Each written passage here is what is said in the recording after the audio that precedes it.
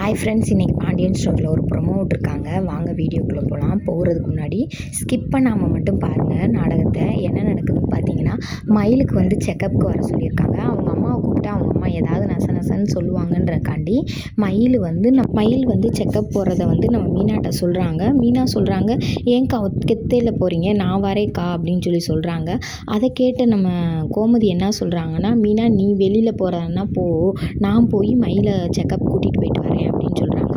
மயிலுக்கு வந்து அவங்க அத்தை வந்திருக்கதே தெரியாது. செக்கப் பண்ணி முடிச்சோன்னே வெளியில் வந்தோடனே டாக்டர் கேட்குறாங்க, எங்கம்மா யார் கூட வந்திருக்க அப்படின்னு கேட்குறாங்க. அப்போ மயில் திருன்னு முழிக்கிறாங்க. அப்போ அவங்க அத்தை வந்து சொல்கிறாங்க, நான் வந்திருக்கேன், என்னன்னு சொல்லுங்கள் அப்படின்னு சொல்கிறாங்க. பிள்ளையும் நல்லாயிருக்கு, தாயும் நல்லாயிருக்கு, எந்த ஒரு இதுவும் இல்லை, நல்லபடியாக பார்த்துக்கம்மா, இனி செக்கப்லாம் கரெக்டாக வா அப்படின்னு சொல்கிறாங்க. அவங்க அத்தையை பார்த்த ஒரு பூரிப்பில் வந்து மயிலுக்கு வந்து வாய் பேசவே வரல. அத்தை நீங்கள் எப்படி வந்தீங்க, உங்களுக்கு எப்படி தெரியும் அப்படின்னு சொல்கிறாங்க. மீனா சொன்னாம்மா, நீ வாம்மா அப்படின்னு சொல்கிறாங்க. அப்புறம் வாங்க வேண்டிய மாத்திரை மருந்தெல்லாம் வாங்கிக்கிட்டு வெளியில் போகிறாங்க. வெளியில் போனோடனையும் அத்தை நீங்கள் வந்து எப்படி நீங்கள் இங்கே வந்தீங்க அப்படின்னு கேட்குறாங்க.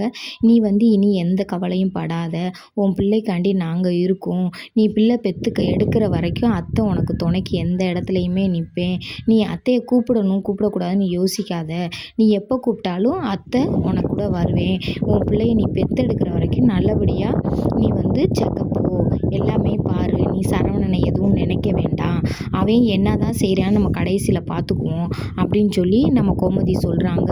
அவங்க அத்தை துணைக்கு நிற்கிறனால மயிலுக்கு ஒரு பக்க பலமாக இருக்குது. என்ன தான் புருஷை கைவிட்டாலும் மாமியார் கையில் இருக்காங்களே அப்படின்ற ஒரு பயம் இல்லாமல் இருக்காங்க.